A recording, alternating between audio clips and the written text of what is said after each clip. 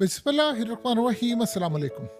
Israel दुनिया की सबसे बड़ी और बदतरीन जंग लड़ रहा है। गजा के अंदर लोगों को मार रहा है, लाखों लोग मार दिए। लेकिन 57 इस्लामिक मुल्क हैं, किसी की जुर्रत नहीं हो रही कि जाकर वहां पर लड़े, कोई अपनी फौज भेजे। इतनी बड़ी फौज है सबकी, इतनी एयरफोर्स है, इतना सब कुछ है, कोई लड़ने को तैयार नहीं। लेकिन एक मिनट ठहरिए, इंडियंस वहां जाकर लड़े हैं। इंडियन फौजी इजराइल की फौज के साथ मिलकर फलस्तीनियों को मार रहे हैं, गजा के लोगों को भी मार रहे हैं और बदतरीन जंग मुसल्लत की हुई है। आप जानते हैं कि सबसे बड़ा इंकशाफ किसने किया है? ये जो शख्स आपकी स्क्रीन पर आ रहा है, इसने। और इस सूरत हाल में आज के बाद शर्म से डूब मरने का मकाम है हम सबके लिए कि जो काम इंडिया कर रहा है इजराइल के लिए, वो इस्लामिक कंट्रीज नहीं कर पाई। ये जो शख्स आपकी स्क्रीन पर आ रहे हैं, इनका नाम है डॉक्टर खालिद अबू अल फैद। ये बेसिकली कुवैत में पैदा हुए थे, मिस्र में भी रहे। ये अमेरिकन है, इनके पास अमेरिकन नेशनैलिटी है। और उससे भी ज़्यादा इंटरेस्टिंग सूरत हाल ये है कि इनका कैलिबर ये है कि यूनिवर्सिटी ऑफ कैलिफोर्निया जो लॉस एंजलिस में है, ये वहाँ पर लेक्चरार हैं, प्रोफेसर हैं और वहाँ पर पढ़ाते भी हैं। इन्होंने किताबें लिखी हैं, दुनिया इनको सुनती है। इन्होंने इस्लाम के ऊपर काफ़ी किताबें लिखी, रिसर्च की, बड़ा इनका कैलिबर है। अब ज़रा सुनिएगा उन्होंने क्या कहा। उन्होंने कहा कि दुनिया की सबसे बदतरीन सूरत हाल आप जानते हैं फ़लस्तीनियों के साथ जो हो रहा है। उन्होंने कहा वो इजराइल के साथ मिलकर इंडियन फौजी करे। उन्होंने कहा कि इजराइल की फौज में इंडियन फौजी इस वक्त सर्व कर रहे हैं और वो जाकर गजा के लोगों को मार रहे हैं, फ़लस्तीनियों को मार रहे हैं। उन्होंने कहा कि वॉलंटियरली जा रहे हैं इजराइल की आर्मी में और जाकर मुसलमानों को मारकर बहुत खुश हो रहे हैं। यानी मोदी ने वहां पर अपनी फौज को और अपने जो नेशनली जो इंतहा पसंद है उनको भेजा है कि जाओ, जाकर तुम इजराइल की फौज में लड़ो। और इसराइली फौज की वर्दियां पहनकर फलस्तीनियों को भी मार रहे हैं और उनको पूरी तरह निशाना बनाकर वो मुसलमानों से बदला ले रहे हैं। आप इमेजिन कर लें कि कोई और बंदा ये बात कहे तो चले समझ आती है कि यार उसको, यानी जो कोई भी मामला है कि यानी जानिबदारी है, कुछ है।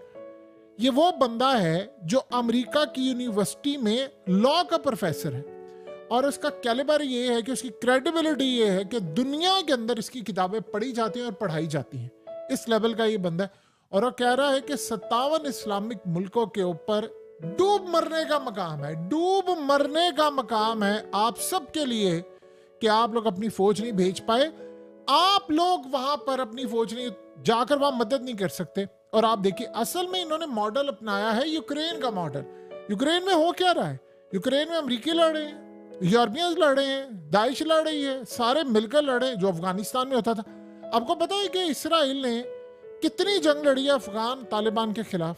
आप सोच भी नहीं सकते। इसराइल के कमांडोज, ये तो अफगान तालिबान ने कई दफा ओपनली बात की है कि हमारा इसराइल से इतना मुकाबला हुआ है कि जो फौजी आते थे अमेरिकी वर्दियों के अंदर अफगानिस्तान में, उनमें बहुत सारे इजरायली थे।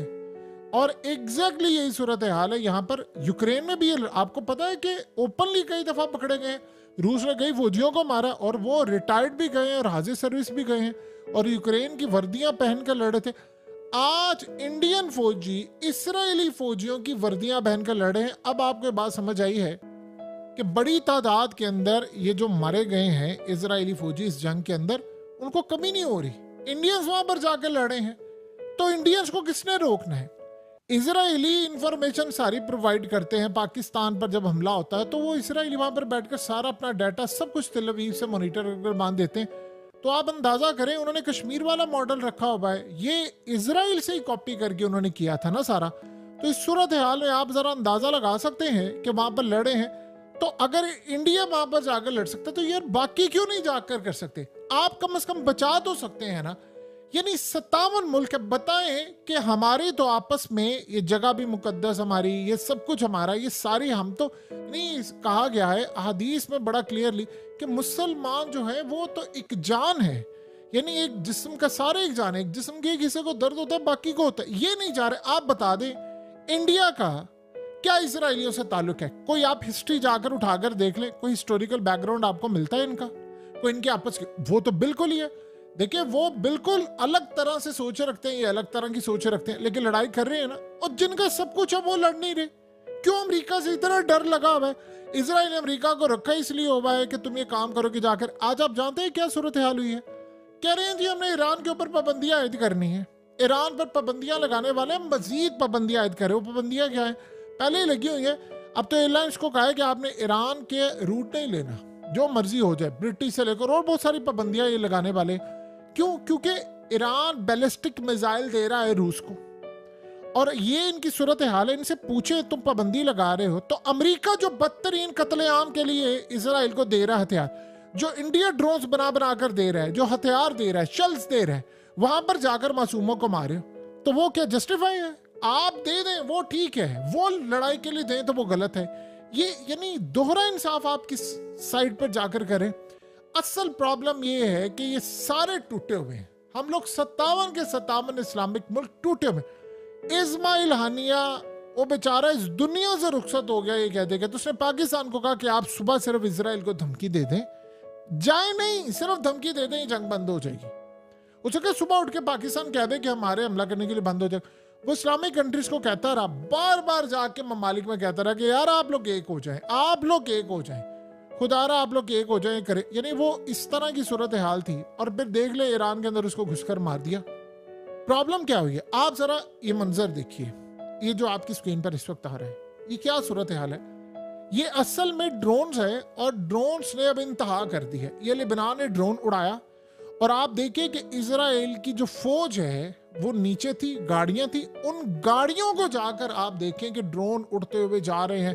पहले वो पूरी तरह देखता है, निशाना बनाता है, नीचे गाड़ियां, यानी वो इस लेवल पर आ गए हैं कि उनकी मिलिट्री बेसिस या उनके जहां पर अड्डे हैं, जहां पर ये आसानी के साथ जाकर उनको गाड़ियों को टारगेट करते हैं और वहां पर ड्रोन को उड़ा देते हैं। ये इजराइल नहीं रोक पा रहा। अभी ये सिर्फ लिबनान की सूरत हाल है कि वो यहां से नहीं इसको रोक पा रहे। वो कह रहे हैं कि इनके जो छोटे छोटे ड्रोन हैं इन्होंने तबाही मचा दी, इसलिए तो इजराइल पूरी तरह लड़ने को तैयार। अब ये मसला हो रहा है कि इजराइल की वर्दियों के अंदर, यानी फौजियों की वर्दियों में इंडियंस भी वहां पर हैं, वो भी मारे जा रहे हैं बड़ी तादाद के अंदर। लेकिन कमी उनको नहीं है कि इंडिया की आबादी बहुत ज्यादा है, बहुत बड़ी तादाद के अंदर है, वो जा रहे हैं, वो सप्लाई करें, खाली उन्होंने मजदूर नहीं भेजे। और इससे भी ज्यादा इंटरेस्टिंग सूरत हाल है, ये जो लाखों के हिसाब से इंडियंस गए हुए हैं गजा में और बाकी जगहों पर। आपको पता है गजा और यानी जो वेस्ट बैंक है, वहां से मजदूरी के लिए लेबर जो थी वो वहां से आती थी। ये खाली लेबर नहीं गई है, उन्होंने अपने फौजी भी भेजे हैं। अब ये प्रोफेसर उठकर सारी दुनिया के सामने कह रहा है, और आपको पता है इंडियंस ने क्या उसको कहा? उन्होंने इस बंदे को कहा है कि ये असल में बड़ा ही मुतनाज़ा शख्स है। इसकी क्या मुतनाज़ा शख्स है? यानी उसने सिर्फ एक बात की, आपने उसको मुतनाज़ा बना दिया। उसने कहा कि दुनिया का बदतरीन कत्लेआम हो रहा है और उसमें इंडियंस शामिल है, इंडियन सोल्जर शामिल है, लेकिन हम कुछ नहीं कर पा रहे। वो ललकार रहा है। अब बताएं कि उसका क्या? उसको अमेरिका की यानी नेशनैलिटी मिली हुई है, प्रोफेसर है यूनिवर्सिटी के अंदर, उसके बात करने की क्या जरूरत है? लेकिन वो आपको जगा रहा है और बता रहा है। अब आप ये सोचें कि जब ये ड्रोन जाकर उनके बेसिस के ऊपर हिट कर रहा है, तो आप एक बात छोटी सी बता दें कि क्या वो सुकून से बैठे? वो ये सोचते हैं कि अगर ये सारी सूरत हाल मुस्लिम कंट्रीज बड़ी तादाद के अंदर ये सारा कुछ इन्होंने करना शुरू कर दिया, तो हम कहां पर जाएंगे? हमारी सूरत हाल क्या होगी? यानी अगर ये सारे मिलकर आ गए हम पर हमला करने के लिए, तो फिर क्या मामला होगा? आप अंदाजा कर लें कि इस वक्त की हालत ये है कि आज इजराइल ने कहा कि उसका एक हेलीकॉप्टर क्रैश हो गया है। अब जाहिर सी बात है क्रैश ही उन्होंने कहना है, जब आपका चाहे इलेक्ट्रॉनिक वॉरफेयर के लिए गिराया जाए, मिसाइल के लिए गिराया जाए। अब वो कह रहे हैं जी हेलीकॉप्टर आसमान से होता होता नीचे बिल्कुल आकर क्रैश हुआ। आप बताएं इतनी ऊपर से आकर क्रैश हो, तो कहते हैं जी हमारे 2-3 बंदे ही मरे, पायलट मरा, साथ एक आधा, तो 8-10 जो है वो हमने, जो फौजी थे वो हमने अस्पताल में पहुंचा दिए हैं, यानी वो शदीद जख्मी है। इतनी ऊपर से गिरे तो कुछ भी नहीं बचता, वो सिर्फ अगले जहां ही अब मुलाकात होती है। तो आप इस सारी सूरत हाल में बता दें, ये भी नहीं किसी को पता कि उसमें जो मरने वाले हैं वो इंडियन थे या नहीं थे। यानी वो वहां पर एक टेक्नोलॉजी का इस्तेमाल करके खुद मार रहे हैं, उनको गिरा रहे हैं, या जैसे भी सूरत हाल हो रही है, कहते हैं जी क्रैश हुआ है। सवाल वही बॉटम लाइन है, अगर आप बताइए इतने कितने लाख लोग इजराइल ने मारे? अमेरिका ने अपनी 33% नेवी सराउंड कर दी है पूरे इजराइल के। एक यमन अकेला खड़ा हुआ है, यमन सिर्फ अकेला मुल्क है, अकेला। समंदरों के अंदर उन्होंने सारी सुपर पावर्स को शिकस्त दे दी, अकेला। और ये पूरा वर्ल्ड कह रहा है, इनके अखबारात भरे हुए हैं। वो जाते हैं, शिप तबाह करते हैं। 10 ड्रोन इस वक्त गिरा चुके हैं वो अमेरिका के MQ-9 पर। बताएं कौन सा ऐसा मुल्क है जिसने अभी तक ये कारनामा अंजाम दी? सोचे 2-4 मुल्क अगर खड़े हो जाएं, ये तो जंग ही खत्म हो जाए। लेकिन मसला सारा ये है कि करे कौन, क्यों नहीं कह रहे, धमकी तक भी नहीं दे रहे। ये सूरत हाल है। वो जा रहे हैं इंडियंस, वो जहां से मर्जी जाकर ये काम करे, फलाना करे, लेकिन इनको कोई परवाह नहीं। हथियार भी जा रहे हैं, सब कुछ जा रहा है। ईरान दे रहा है अगर रूस को, तो उस पर पाबंदियां। इंडिया दे, इसराइल को कोई पाबंदी नहीं। अमेरिका धड़ाधड़ दे, कोई पाबंदी नहीं। जबकि अमेरिका और इसराइल पूरी तरह मिलकर क्या करे सबको पता। और इंडिया के जो हथियार ड्रोन जा रहे हैं उससे लाखों लोग मारे गए। और ये इतराफ किसने किए? पूरा वर्ल्ड, यूनाइटेड नेशन सारे कह रहे हैं कि इसराइल जिम्मेदार है। लेकिन वहां लड़ने के लिए कोई फौज नहीं भेजेगा, कोई एयरफोर्स नहीं, कोई मिसाइल नहीं भेजेगा। किसका डर है? अल्लाह का डर है? नहीं, डर किसी और का।